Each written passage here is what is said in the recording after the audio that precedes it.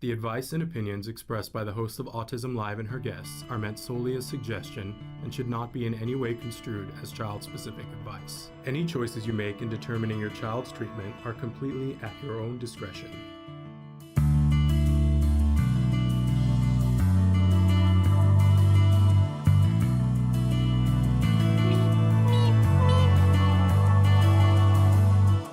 Oh my gosh, I love that opening. Can we talk about how much I love that opening?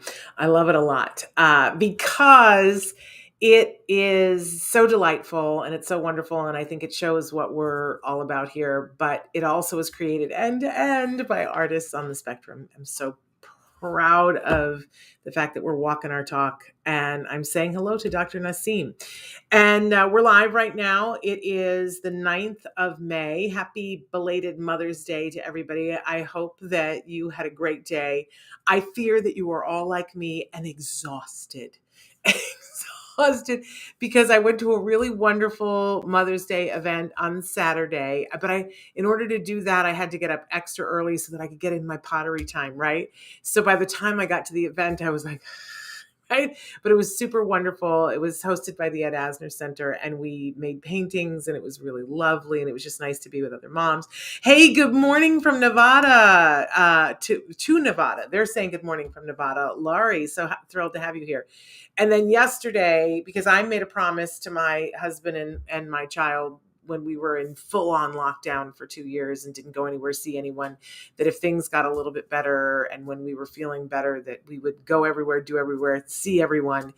And so we went to the Renaissance Fair for Mother's Day yesterday. And I'm still feeling very Renaissance Fairian. So I've got my long sleeves on and I'm feeling a little bit of that vibe going on today, but I'm exhausted. I think that's part of the deal, right? Just being a parent is part of the deal. Let's all be exhausted. But I hope you had a good day. I had a good day. We were with friends and it was lovely and talking about all the good things in life. So I hope that you had an opportunity to do that, even if it was for 5 minutes, because sometimes I can remember a lot of Mother's Day when it wasn't perfect. It wasn't wonderful, right? Can I tell you really quickly about a moment that really choked me up yesterday? Because I was standing there by the petting zoo and looking at all the kids at the petting zoo and thinking about the days when we would have been in there in the petting zoo. Instead, my son was off, learning how to forge knives. Right. And there was a mom and a dad who had a little, and they were coming out of the petting zoo. And I could see that the little boy had the cochlear implants and he had the devices, attached on both sides of his head. And, he was a little and he had a lot going on and he was very busy and they were trying to get his hands wiped. And it's that thing where you have to pump the thing because it's out in the field. And it was a lot. And mom was having to hold him and trying to wash her hands and his hands. And dad was trying to get his hands washed so that he could take the son. And the son had a lot going on. And he was interested in the goats still and wanted to go back in. And there was, he was just being a little, and wanting the things that littles want. And, but it was a lot. And it was that time of day, and mom handed him off to dad. And then the minute he was handed off and just a foot away, and she, just was in a moment and she went, and I felt that sigh to the very core of my being. And I just wanted to reach out to her. And I thought, I'm just that old lady standing here looking weird and in all my sun gear and everything. But I watched and I watched how loving they were with this little boy and how much it was. And knowing that they were having to overcome, it was a lot, it would have been a lot for anybody, but that they had extra, you know what I'm saying?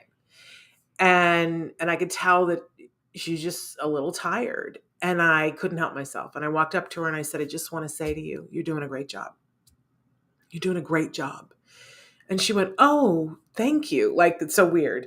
And I said, no, I need you to hear that. And I need you to know that I had a son, his issues were different, but I understand on some level and you're doing a great job. And I just want you to know that, and that it's going to be okay. And that you're doing a great job and he's going to be okay. And you're going to be okay. And she kind of grabbed her chest and she was like, "Oh my gosh, I just needed to hear that today." And she said, "Thank you." And I said, "No, it's all I needed to acknowledge that you're doing a really good job and it is going to be okay." And I said, "I heard that sigh." And she said, "Oh, I'm just tired." I said, "Of course you are. You're doing the most amazing job. Of course you are. But these days are going to fly and things, you're going to get things done and things are going to get better and it's all going to be okay." And we sort of parted our ways, but she went off to one place and cried and I went off to another place and cried. But that's what I want to say to all the moms out there. You're doing a good job. It's going to be okay. They're going to be okay. And these years fly. Enjoy them in whatever way that you can. I know I got offended when my son was little and somebody said to me, "Enjoy him." And I was like, we have a lot to do. Don't patronize me and tell me to enjoy him. But I wished I'd understood the heart of what they were saying to me in that moment, which is it's not all the doing. Some of it is the being. Be with them. Hold them every opportunity that you can that they will let you, because sometimes they get too big and you can't hold them anymore. So, but the main core of the message is you are doing a good job and they are going to be okay and you are going to be okay. Yeah. Si se puede, we hold hands. Yeah. So anyway, I'm thrilled to be here. Tired, but thrilled to be here. And we've got an amazing guest. We've been talking about moms. We're going to shift to talking about dads in just a few minutes here. And I've got an amazing dad for you. In fact, he's the founder of it's Autism Dadvocates, and it's not just a website. It's not just a podcast. It's that and more. So he's going to be here. Paul Carroll is going to be with us a little bit later on to talk with you guys. And he's, oh my goodness, amazing. So that's going to be thrilling. But Traven is showing you some of the ways that you can connect with us here, because I love the chat the most. I love talking to you guys. We're live right now on Facebook, on YouTube, Twitter, and a bunch of other places. And Traven is showing them to you right now. Don't forget that we are available as a free podcast wherever you get your podcasts. We're trying something new this week. So this week, the podcast is, we're only going to make it available audio only, because we have so many channels where it's available for video.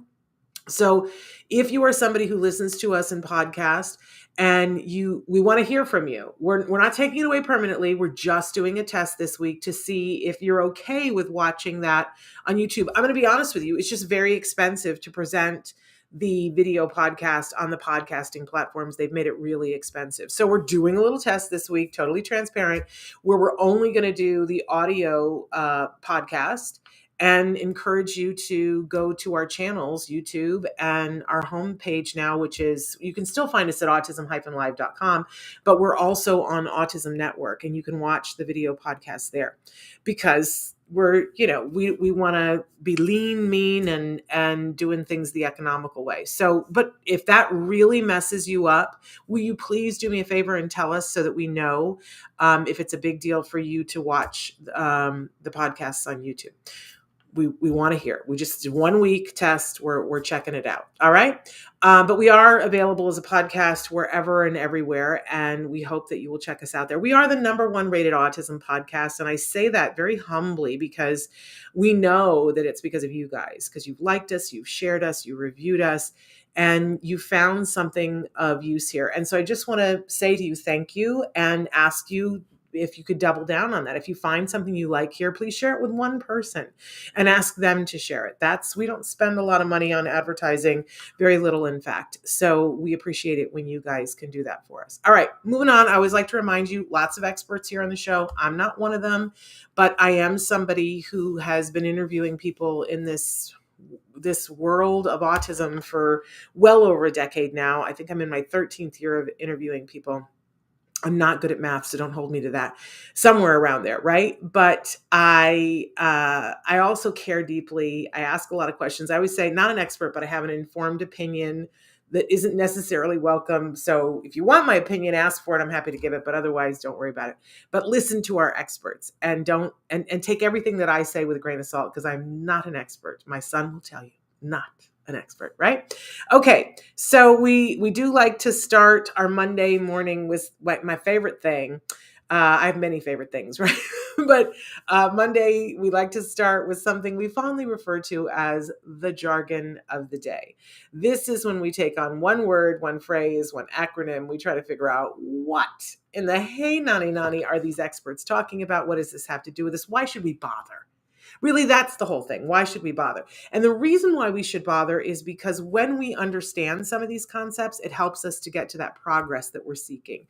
And it can save you money and it can save you time. But the progress, yeah, that's a pretty good thing, right? So today, and pay close attention because usually we do these in pairs, but I'm going to tell you how I'm going to sneak out of the pair of this. So our jargon today is positive reinforcement. Now, this is something we talk about all the time. And this really is the cornerstone of the whole shebang-a-rooney, right? Oprah, and before Oprah, Gene Siskel would always ask people, what do you know for sure? And you could tell a lot about them by what they would say. And I think about it all the time. What do I know for sure? And what I know for sure is if you understand this concept, your life gets better. Because you can do this for yourself, you can do this for your loved ones. This has nothing, by the way, to do with autism, except that it applies to autism as well. So positive reinforcement is part of what makes our life fabulous. And when something is reinforcing for you, you will enjoy things better. You will get more done. You will do more of what you want to do. And that's true for all of us. Absolutely all of us. So this dun, dun, dun, dun. I feel like we should have the Queen come in for this one. Yes, I'm still mentally at the Ren Fair. But this is, if you can get this concept, you can change your life right now, today, right here. Okay. So did I oversell it? Let's look at what positive. First, we take the actual definition. Then we often make fun of it and the definition because it's often useless. And then we give you a working definition and we try to put it into some form of context for you. So let's go ahead. Let's go to our actual definition, which is in fact from our Cooper, Heron, and Hayward book, which I'm holding in my hands here. Positive reinforcement occurs when a behavior is followed by the presentation of a stimulus and, as a result, occurs more often in the future. Thank you, Cooper, Heron, and Hayward. And if I didn't love this book so much, I would toss it, right? Because if I don't understand what you're talking about, I'm not going to understand it from this definition. I'm sorry, but that's the truth. And sorry, not sorry, right? That is the absolute truth. How I can remember, I didn't know the reason why I show you the Cooper, Heron, Hayward, because if you're like, Shannon, I want to know more about this and I want to understand the whole thing. This is the book. You want to get this book, right? But then you're going to want to go to our jargon channel to translate half of this book. That's all I'm saying. It's a good book, but you have to know things in order to understand the book, right? So, all right, let's move on to our working definition and see if we can't get a handhold on this sucker, because this is the important thing, right? So positive reinforcement is giving a paycheck that is meaningful to the individual and appropriately matches the effort expanded. So if I ask you in your job and I say, I want you to do a project and it's going to take you 6 months to do this project, it's extra and above the thing that you're doing, right? You need to, in order to stay motivated and not want to quit, you got to have some sort of paycheck. Now, it might be that your paycheck is enough. It might be that the work you do is enough, or it might be that I say to you, and I'm going to give you extra time off. But it's got to be worth your while, right? Otherwise, you find in your head, you start going, maybe I'm looking for another job, right? Because what you're being asked to do doesn't match the effort that you're putting out. This is life. This is everybody in life. It doesn't matter if you're on the spectrum. It doesn't matter, if you are talking about a college student or a 3-year-old, right? We need to have something that's meaningful to us in order to do the things that we're being asked to do. Now, asterisk being that sometimes the thing is meaningful to us on its own. Great. You see people driven by their passion. We talked about Wyatt Jackson, Nancy's son, and he paints. You don't have to reinforce Wyatt to paint. He paints and he loves it. And then the more he paints, and he paints beautiful pictures, and then people love on them, that's also reinforcing, and he doubles down on it. And it's this cycle where he's living his passion. Fabulous. But what happens when his whole life isn't painting, right? He has to brush his teeth. He'd rather be painting. And I'm picking Wyatt as an example, and I'm sort of making this up as I go. But, Wyatt does have to brush his teeth. And I'm imagining, because he's such a creative soul, that, he'd rather paint. So brushing his teeth has to be meaningful to him. There has to be a meaningful paycheck for him for brushing his teeth. And in the beginning, eventually, it might be meaningful to him because his teeth feel better. Or it's just part of his routine. He feels better when he's engaging in his routine. But in the beginning, when we want him to get to the point where he's automatically reinforced by it, we got to sweeten the deal a little bit. So there are tons of ways that we can give a paycheck, but we need to see what's meaningful to that individual. And in this example, we're saying Wyatt. Like, maybe Wyatt loves watermelon flavor. And we get the toothpaste that costs extra that's watermelon flavored. And now it's reinforcing enough for him that he's willing to brush his teeth every day. And over time, the brushing the teeth becomes this very pleasant part of his thing. And maybe 2 years down the road, we can switch to something that's minty and he doesn't mind. Maybe we stick with the watermelon if it's good for his teeth, right? But you see, we can't just say to people, well, you need to do it and you need to do it for doing's sake. Boggles my mind how many times people talk about, well, I need my kid to be respectful to his grandmother because that's just a thing. You need to be respectful to your grandmother. Well, you can stick to that if you want to, and you can be upset every day of your life, and you can live your life in disappointment, or we can make it worth their while to be respectful to grandma. That if we, praise them for being respectful to grandma, if we give them a meaningful treat for being respectful to grandma, what happens is they start to associate being respectful with grandma to having good things happen. And if the deal is sweet enough, then they will do it more often. This is sort of the whole thing, the whole shooting match right here, that we do things because they're reinforcing to us. Notice that it's very, very specific to the individual. So a lot of times we talk about teaching perspective taking to folks on the spectrum. We have to do perspective taking. We have to think, what do they want? What would make this worthwhile for them? Now, when your kids are older and have more verbal understanding, you can even ask them, right? But people say to me, well, I don't know how to ask a baby what their favorite color is. We do a preference assessment. You put 3 things in front of the baby and you see which one they pick up. And then what you know is the one they like right now is that one. And usually when you see experts do this, they don't just do it once. So, maybe they put 3 stuffed animals and they're all the same color in front of them and they gravitate towards the pink one and we go, fabulous.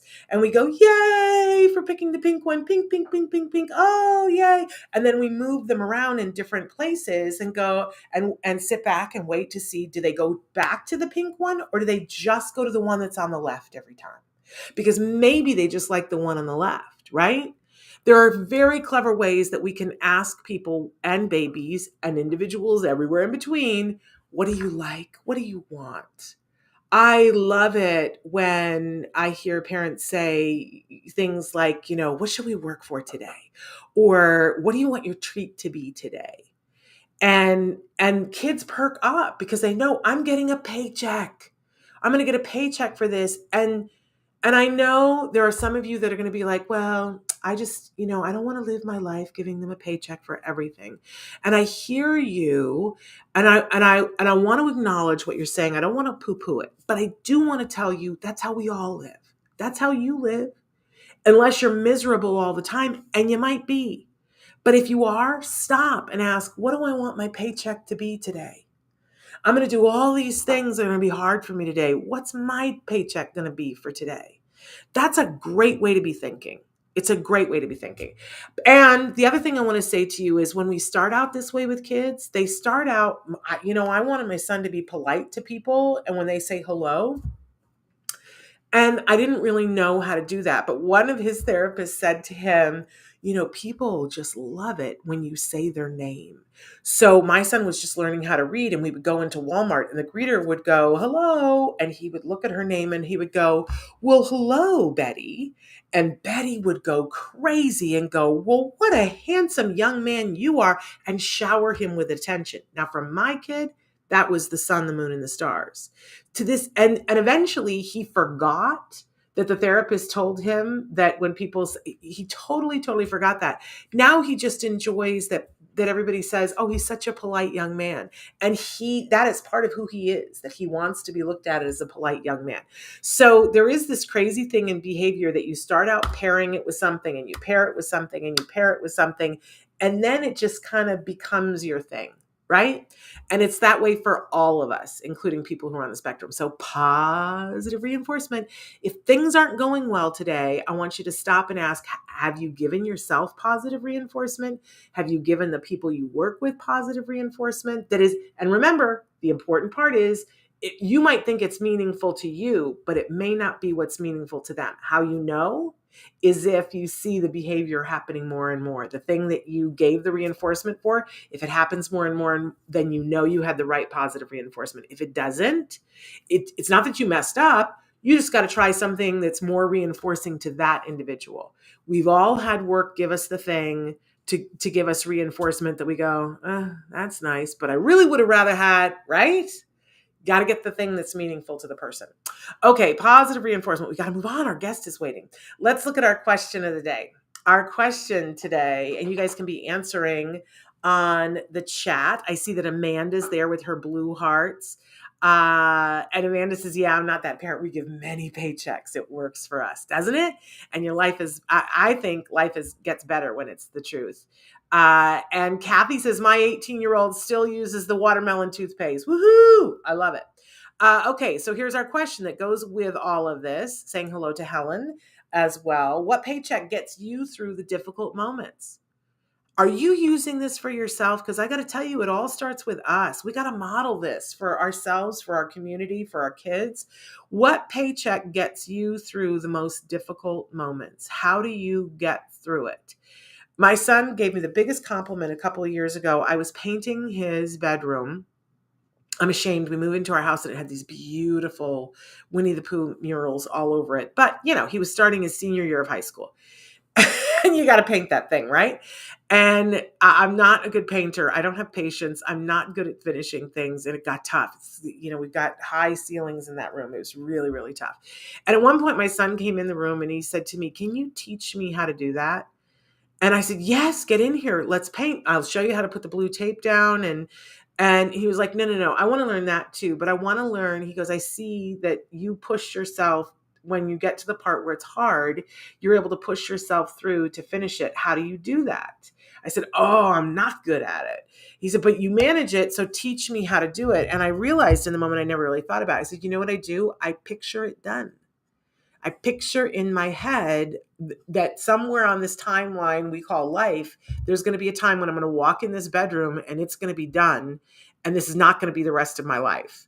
And that I'm going to feel proud of myself that I did this because it was something that needed to get done. And I live in that moment and somehow it just gets done. So that's me. I sort of skip into the future and go, this is hard, but what's it going to look like when it's done?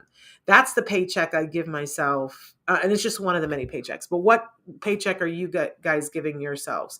When it gets tough, how are you getting through it? Because other people will appreciate, maybe it'll be a thing that works for them. Kathy says, my son for the first time got me a Mother's Day card. No one reminded him or prompted him. I'm so happy. Oh my goodness, Kathy, that's amazing. Congratulations. That's wonderful. Okay, let's move on to our topic for the week. It's very near and dear to my heart. And then we got to get our guest in. He's waiting. So our topic this week, meaningful rewards. It's got to be meaningful to the person, right? Because if it's not, then we're doing what we thought would be meaningful to them. It's got to match the effort and it's got to match the individual. Some people it's all about the chocolate cupcake, and other people are like, on the chocolate cupcake. So we got to have it be individual specific, and that's the key to that all as well. So we got to bring our guest in because he's amazing. You want to talk about amazing dads. I can't wait for you guys to hear his story. Paul Carroll is joining us, and he is the founder and creator of an amazing, amazing entity. I don't even know what to call it because there's a website, there's a podcast, there's so much there. It's the Autism Dadvocates. And I don't want the moms to be scared away at all from it, because I find it's a really good resource, for all of us. But, we needed a place that was just for the dads. Yes.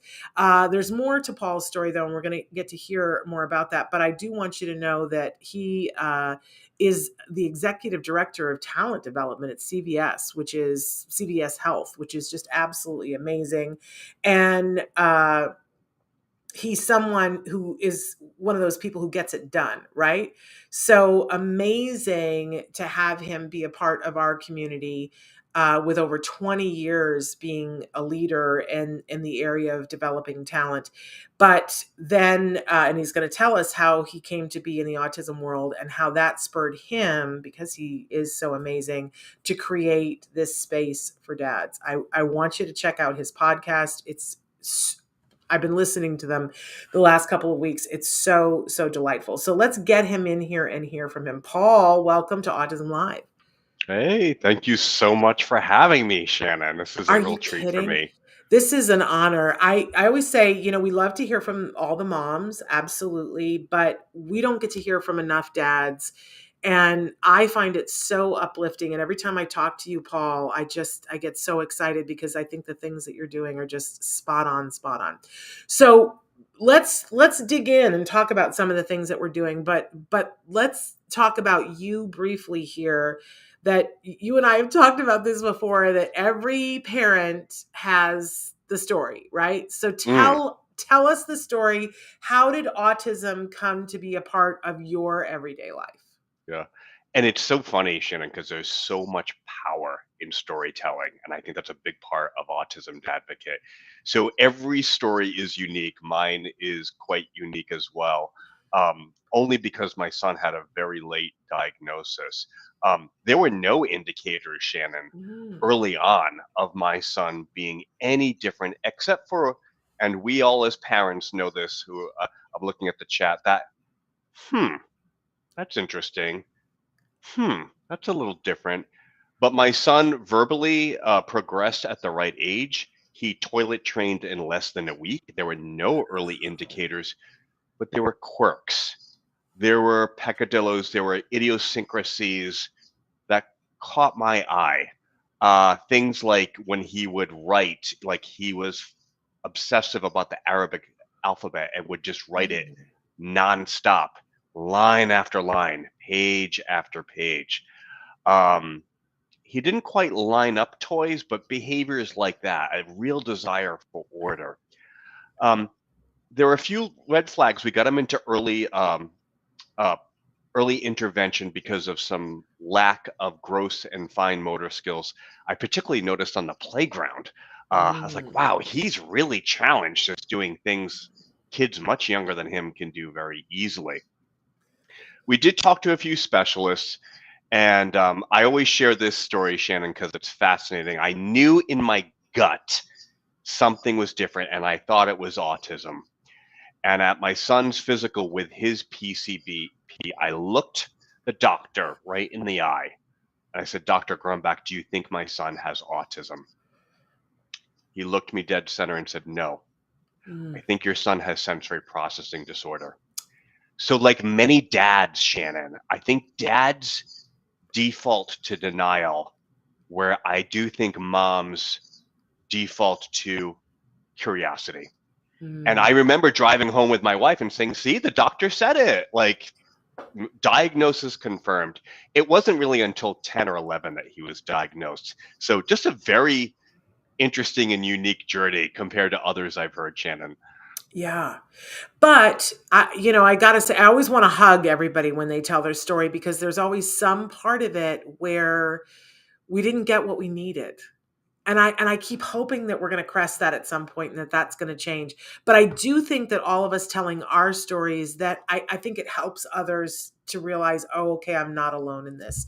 But so once you got to the point of diagnosis, Paul, how did you get from there to this place where you said, I'm going to create a place for dads where they can go and feel like they're not alone? How did that happen? Yes. So Shannon, please forgive me because I think I may default to some gender stereotypes. Um, but it's Bless your part of heart. the motivation. And I think everything I say will land with a lot of the moms on the call. But like many dads, actually like many parents, my first order of business was Google search. Yeah. And everyone on this today probably has done that. And the amount of information, the disparate information, I think we can all agree our healthcare system is so fragmented that when you get the diagnosis, you're not given a how-to manual. To be quite candid, Shannon, none of us are even given what is the logical next step. It's sort of like, here's a diagnosis, go forth, and I wish you the best of luck. So to get to answer your question, Shannon, the catalyst for Autism Dadvocate was realizing that moms completely lead in this space. Again, I'm defaulting to gender norms, so Shannon, correct me. I think my experience is moms tend to be primary care coordinators, primary therapy coordinators, uh, really the chiefs of staff for their child's everything associated with schooling and therapies, really running that. And men, I found, again, gender, we're lost. We don't know where we really fit. And what I've experienced through the Autism Dadvocate community is men who are lost. Many become primary breadwinners because the ugly reality of our culture is if there's an either or, where one has to take care of the child and one has to work, unfortunately, economically, it's still, and that's a statistic, that's not the world according to Paul Carroll. It makes sense for the man to be the primary breadwinner. And perhaps a caregiver to neurotypical siblings. Now, again, very, very, I'm generalizing, but I created Autism Dadvocate because I needed to create a community just for dads, where the dads that feel lost, like I did, have a safe space to go, where it's okay to show up authentic, it's okay to share your story. And Shannon, I don't like the V word, though I'm a huge Brene Brown fan. But yeah, where we can all be vulnerable and share, you know what, I don't have this all figured out. Yeah. Well, and I think it's an important thing. As you were talking, I don't know if you've had a chance to interview Sean Stockman from Boys to Men yet, but I really want to recommend that you have him on the Dadvocates, because I just the other day had to rewatch our interview with him. We've got a great video of him where it's called Sean Stockman Takes Us to Church, and I needed to rewatch it for a reason the other day, and I had an aha moment where he was talking about when his son was diagnosed, and he said, I knew that I had to do everything that I could, and that meant go to work. And that meant that I had to leave and I had to go out on tour. And he said, because that's what I knew that I could do. And I said, you realize that to moms, that feels like you walked away. And he said, Yes. no, that was me staying. That was me saying I'm all in. And in that moment, I sort of got it, that the need, where I think that we're speaking in generalities here, but a lot of times the dads go, they have to take action, and they say, what can I do? I can keep the roof over the head. I can keep the bus moving. I can support her. But otherwise, a lot of times they don't know what else to do. And hearing Sean Stockman say that, I was like, oh, I kind of get that now. So I hope that because you guys will get on like a house on fire. He's amazing and you're amazing. It'll be two dads, amazing. So let's talk a little bit about what people can find when they go to Autism and Dadvocate, and tell us where to go and all the things that they can find there, because it's a lot what you've done, Paul. Thank you. And I think what I tried to achieve at Autism Dadvocate are a few things. The website, and thank you. I see it there. It's a website and a podcast. The website is just a community of dads where we can share our stories. And Shannon, this is so profound. I'd wonder if it's the same experience for moms, because when dads share their stories, there is a I thought it was just me. I thought I was the only one who struggled with it. And as I say to the dads in the community, our conversations start in the middle.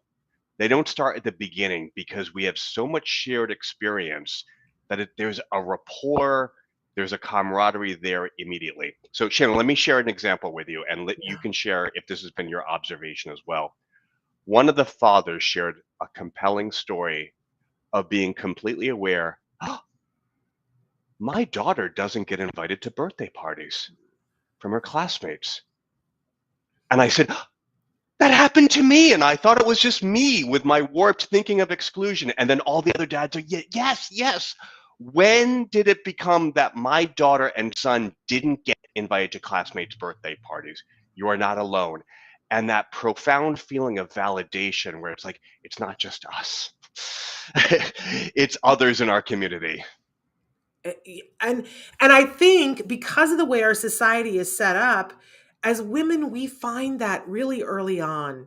Because we tend to gab. Again, I'm speaking in generalities, and I know that there are exceptions to every rule, but as women, we tend to gravitate and find other people that we can talk about it with, and it just comes out. But I don't think that there's enough opportunity. I don't think there can be enough opportunity for dads to do that. But so you've got it. You've created it. You're making it happen.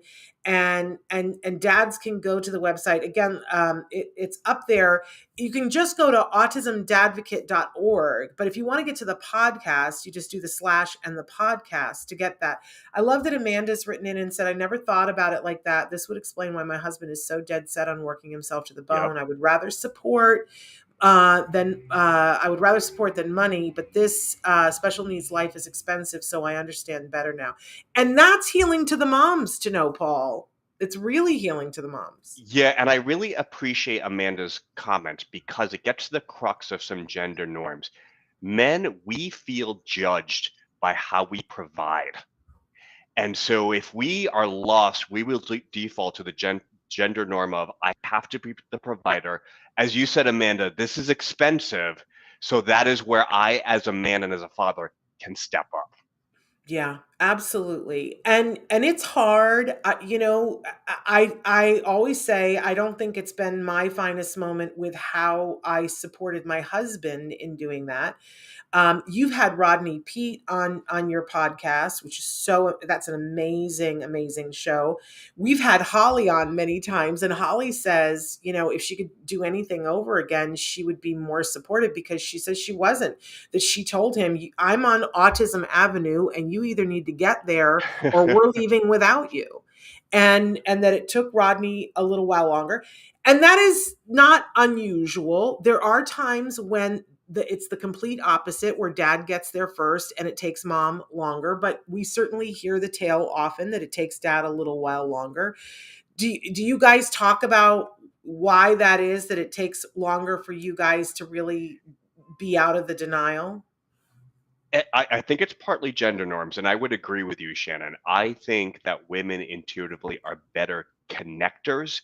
When presented with a problem, women come from a place of curiosity and say, who do I need to talk to? Mm-hmm. Where can I go? Who are my resources? Whereas men, because we have a default to fixing or solution, if we don't have the solution at hand, we can be paralyzed and we can be in denial. And Shannon, it's so funny you talked about Rodney Pete, because for Mother's Day, I just had Holly Robinson Pete on my podcast. Wonderful. And to hear both sides of the same story, to hear the dad's perspective and then Holly's perspective, wow, was it fascinating. That's and the one story I love, I'm a big fan of stories, Shannon, is Holly was all in on RJ with autism and his diagnosis and knowing what he needed. And there's a powerful story that both of them share where Rodney was trying to engage and play with RJ. And Holly was like, no, you can't do that. No, no, no. You like that. He doesn't like that, or that does not work for him. And Rodney's default was like, but I know my son, he's my child, and I will engage him.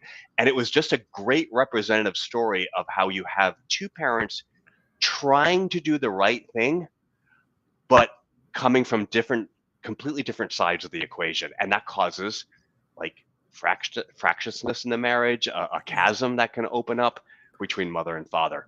Absolutely. Well, Kathy has written in and said, I felt abandoned. And to this Mm. day, it feels like he'll do anything work related rather than something family oriented. And maybe this show gives you a context for that, Kathy, but maybe inviting him to visit the Autism Dadvocates and maybe listening to the podcast, maybe, how do you think that moms should encourage dads to get there? What's the selling point so we can get them on your site, Paul? I think men do have to take a step forward. Kathy, I completely agree. I think I'm defaulting to work because it's safe. That's where I can default to. Whereas I think we as fathers need to step into the situation. And I think the challenge as fathers is we feel like we're years behind because the women have been the primary care coordinators and the primary therapies and know everything. And it's awkward to stumble or fumble as dads when it's our own children. So I would recommend the website and the podcast to dads, because I'll tell you why, Shannon. Creating a psychologically safe place for dads to get real, I think, is step number one. And I say this when people are like, well, what is Autism Dadvocate? There's so much stuff out there, Paul. And I always say this: before we talk about your son, before we talk about your daughter, before we talk about how you help them, let's talk about you. Yeah. Let's talk about your unique experience. That is step one. Then step two, we'll get to all the things you need to do as a dad to help your son or daughter. But I don't like rushing into utility because there's just so much stuff out there. And I think as a dad, and I'll be honest, I struggled. I didn't know where to begin. I didn't know where to start. And I think Autism Dadvocate is like step one. Yeah. Here's the other thing, Shannon. Maybe you've done this on the series. It's so hard to get good statistics and data, but what I can share with you through my own research is that fathers of autistic children typically have higher rates of mental health issues, higher rates of depression, higher rates of addiction, be it alcohol, opiates, or whatever. And as you and I have shared, Shannon, the marital separation and divorce rate is anywhere from 75 to 80%. It's appalling because it's such a challenging situations for mothers and fathers. So I want to address those things with fathers, because if I help the dad, then the dad helps the children, and the mother and everybody in the family tends to benefit. Amen to that. Can I also add to your statistical pile more stuff that we won't want to hear? But I've been told for the last 10 years that dads of children with autism need to have their prostate checked more often because their numbers for prostate cancer are higher, and they think it's related to stress. So ladies, that's one of those things on the list. Have your man get that checked. And men, it's one of those things. And for the ladies, we are more likely to have breast cancer. We have to do our checks for that more often. So isn't that extra fun? Kathy has said that she is going to invite him, and that this is really fun. And keep in mind, they can be listening to the podcast in the car on the way to work, which is a great way to do it. Marcia says, my father, my son's grandfather, always just wanted to know where he could write a check to fix this autism thing. He didn't know what to do and couldn't stand seeing his grandson or me struggling. I see that as a thing, Paul, that as much as we say about how women are so emotional, I sort of feel like it's the opposite, that it feels like to me, the dads struggle with the emotional side of this because emotionally, this is a charged thing and they very much want to fix it. I see dads if their kid is frustrated, boy, it's the dads that we have to say, it's okay, let them be frustrated. Do you find that to be true, Paul? It is. I'm looking at Marcia's comment and it breaks my heart, because clearly that's a situation where the man cannot process his emotions, and so he's defaulting. And I love how you wrote it, Marcia. I got to fix this. that is how I validate my role in this whole situation. I will share part of the catalyst for me creating Autism Dadvocate was my own experience, and I have no hesitation to share. It was May of 2018 where I hit the valley. I felt completely isolated. There was nobody in my neighborhood, nobody in my community that was a parent of an autistic child. Like many of us on today, like the extended family did not help at all. And because of that, situations at work, I had to seek counseling, which as a man is a huge step of courage, by the way.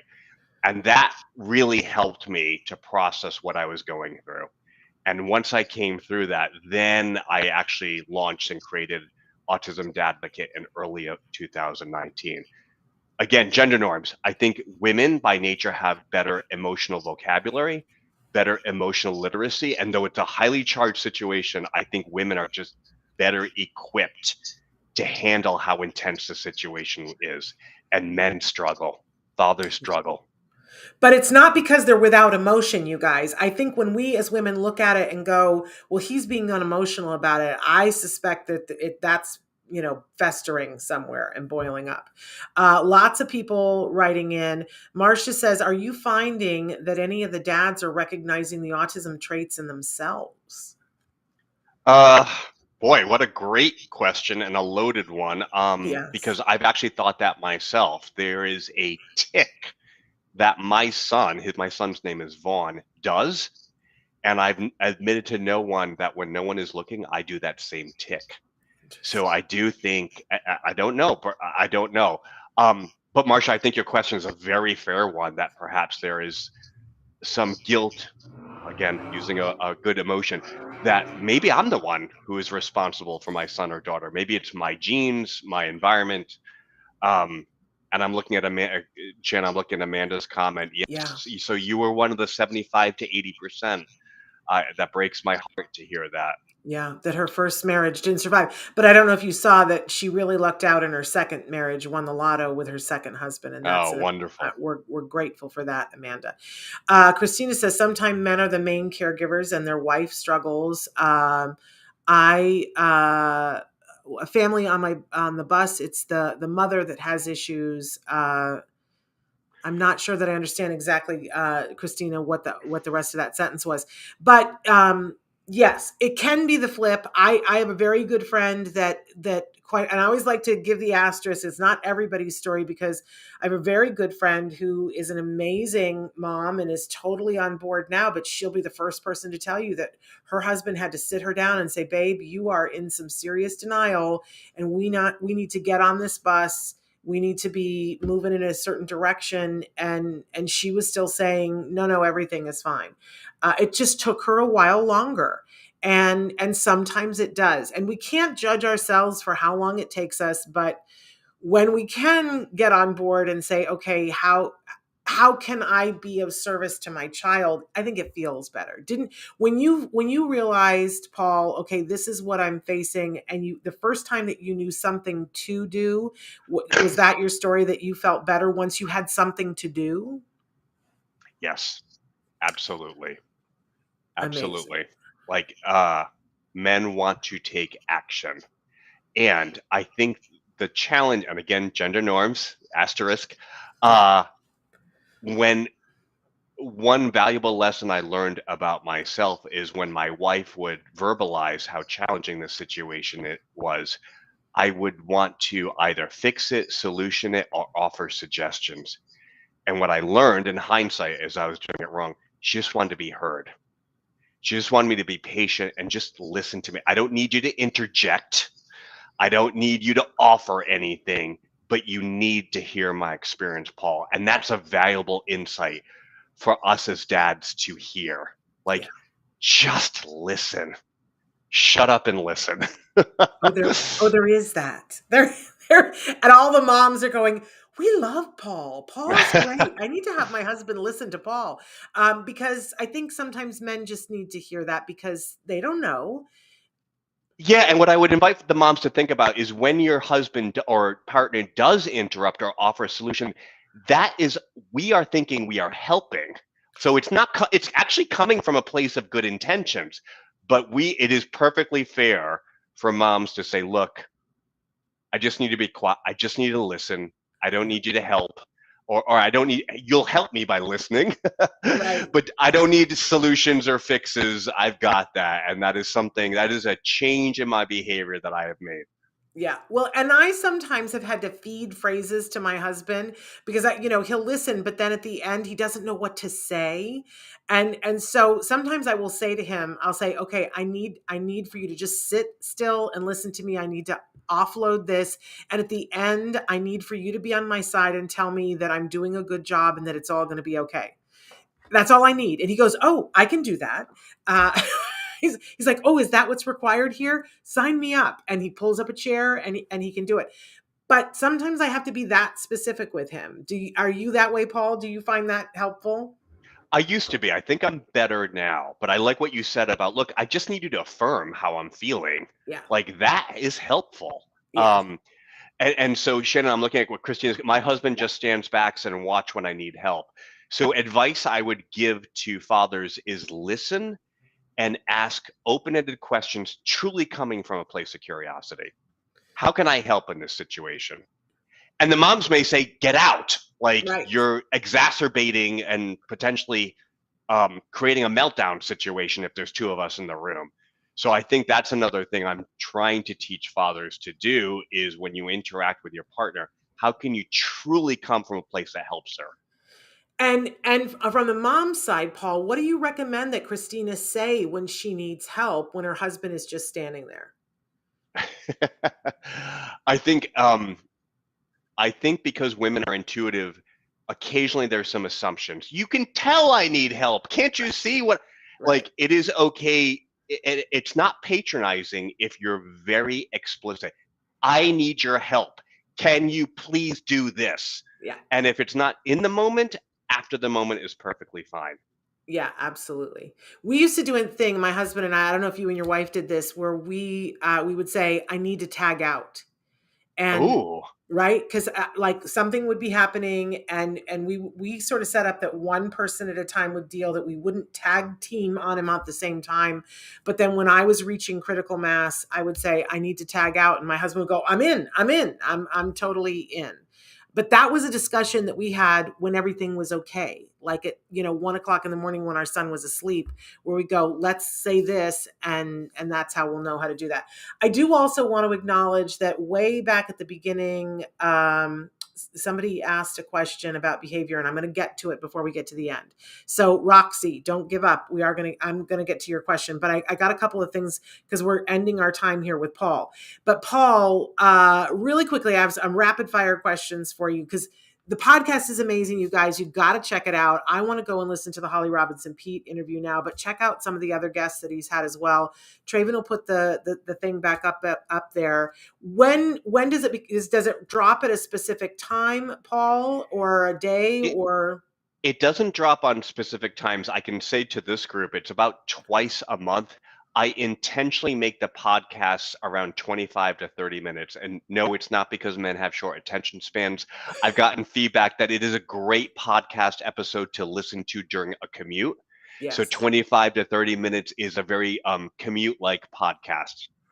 Unless you live in LA, in which case you'll listen to Yeah, two of them. yeah, you can get two in. So you'll get two in. And so, which guest have you had that has surprised you the most, Paul? These are the I've tough made an questions. effort to bring aboard more actually autistic guests. So I brought in Hunter Hansen. He is an amazing um, YouTube. He is an autistic father of 3 children. His insights, because I've defaulted to neurotypical guests, and I thought, wow, I really need to hear directly from the source. The other neurodiverse guest I brought in, his name is Andrew Arbo, and he is on the spectrum, and he we had an episode on driving. And because my son is 14 and he will be driving in a few years, it was fascinating for me to hear his experiences of how profoundly terrifying and anxiety producing it is to even think about driving. Okay. So I got those to are the check that two, out. having like actually autistic guests on the podcast for me is incredibly insightful. I love that. So who's your be all end all dream guest? I love to put it out there. Like, who would you just, oh, you want to have them on the show so bad? It kind of hurts me because I got Rodney and Holly, and they were just as lovely as you'd expect. I know they've been on here. They are truly just the most wonderful people. I wanted to get Doug Flutie on, and not because I'm a Boston College alumni. If you don't know who Doug Flutie is, he is a college and NFL quarterback. He is an NFL commentator now, and he agreed to be on my podcast, but then his schedule got so challenging, and I'm trying to get him on. But It's I going to like happen. I like him because when dad, especially famous dads like a Rodney, Yeah. when Rodney is so forthcoming about challenging, we as dads don't feel alone. Yeah. And we realize, oh, I don't have to have it all figured out. Because man, our egos get in the way, and we would never ever want to volunteer that we struggle or don't have all the answers. And when we have guests who come on and say that, it just creates a safe atmosphere where we can tackle the problem a little bit more head on. Well, it's amazing. We've got the website to go to. Autismdadvocate.org is the website. If you want to get to the podcast, you put the / in the podcast. We really are encouraging everybody. If you're listening right now, if you're watching right now, go over there, check out what is there. Paul's doing an amazing job. And it's not just for the dads. I think I'm learning so much about the dad perspective by going there, right? Which just makes us better partners. But certainly encourage, if you're a dad watching and if you're a mom, encourage your significant other to go over and watch, because Paul wants to help. Now, Paul, I have to take Roxy's question. You can stay, or I don't know if you need to go. What would you like to do? I really want to hear Roxy's question, so I can certainly Okay. stay on for about 4 to 5 more minutes. Okay, great. So that's all we've got left. Roxy wrote in early at the start of the show and said, I find it difficult every day with my son's behavior. When things get tough, I walk away. Is this a good thing? And I'm going to say that, first of all, we have to consider what we can handle in a given day. And I love some of the people that I work with. They say, is this a yes day or is this a no day? So first, you're taking your own temperature and saying, do I have it in me today? Is today a day where we can tackle something, or is today a day where we got to just take it easy on ourselves? Because if it's a day that you're taking it easy on yourself, then walking away, as long as you're not leaving the room and leaving your child to harm themselves, is a great strategy.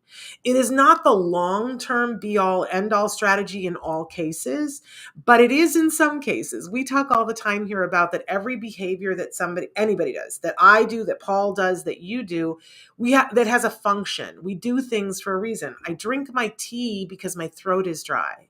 And we talked earlier about positive reinforcement. As soon as I drink it, the positive reinforcement is that my throat is less dry, right?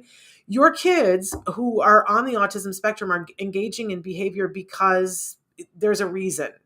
And the 4 usual suspects are to get attention, to get access to someone or something, to get away from someone or something, or because it feels good to them.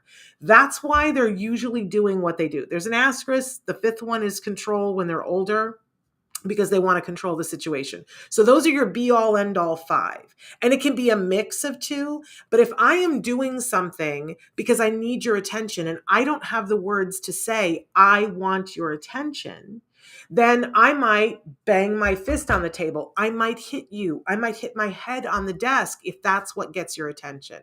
If we see that what they want is attention, the fix for that is give them more attention when they're not doing those things. And when they are doing those things, don't give them the attention. Right? We don't ignore the child, but we would stop, make it so that they can't hurt themselves, but then we would ignore that behavior and not shower them with attention. If they are trying to gain access to something, and let's say they're punching the wall to gain access to something, we're not going to give it to them, but we're going to find times when they're not punching the wall to give it to them, because remember, they have something they need. So our job becomes, how can I give the thing that they need to them in the right moment? And not for the behaviors that I don't want to see. But that takes a yes day. You gotta understand it. You gotta have maybe some support and help to understand it. It's not just something you can pull off every day. Nobody is good at this every day. But when you're ready to tackle it, we've done lots of shows about dealing with challenging behavior, and I really recommend, if you want to be specific about what the challenging behavior is, Dr. Doreen Granpeesheh is here on Tuesdays. Write into us tomorrow and she'll give you like some real good support. Now, Paul, what do you think? What do you want to add to that? Did I You know, scare you? no, it's such a great question. And Roxy's question made me think of something that happened with me, and it's such a classic. It depends. Like I like how you qualified it, Shannon. Like you said, well, if the child is in danger or self harm or destructive, we certainly can't step away. Yeah. Um, but I actually do think in some circumstances it is appropriate to step away. And Shannon, if I may just share a super quick story, my Yeah. son had a meltdown and I had to be there present, make sure I at one point I did a little bit of restraint, but had to be present so it wasn't destructive. And then he hit that stage where I could feel it was the cortisol levels were starting to decline and I could see. But what my son does at that point is the redundancy. He starts saying over and over and over and over and over. And I could feel my cortisol levels going up because I just couldn't take the redundancy.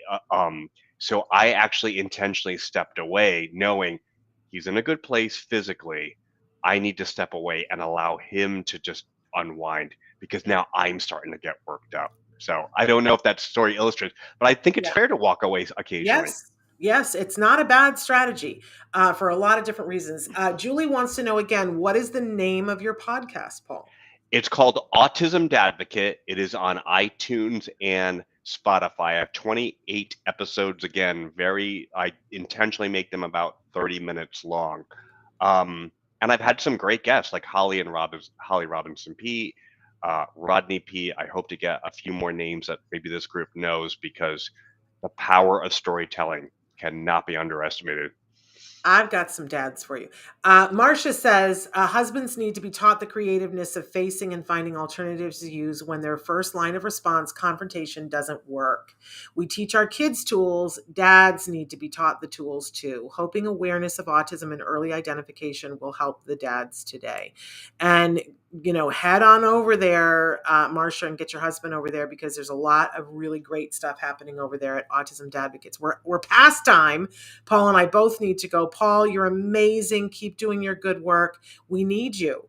And the dads need you. But the truth is we all need you. So thank you so much for taking this time to be with us. Thank you. Deeply humbled and appreciative to be on. Mwah. And you guys, we're back tomorrow with Dr. Doreen Granpeesheh for Ask Dr. Doreen. So don't forget, you can be sending your questions now to me, or you can send them in live in the morning. Until then, give your kiddos a hug from me and one for you too. Bye-bye for now. Thanks, Paul. Thank you.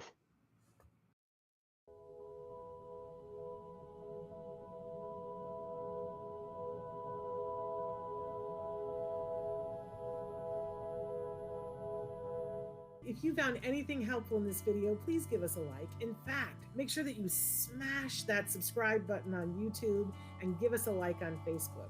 You can also follow us on Twitter and on Instagram for important updates. And please download our free podcast wherever you get your podcasts. Thank you so much. See you next time.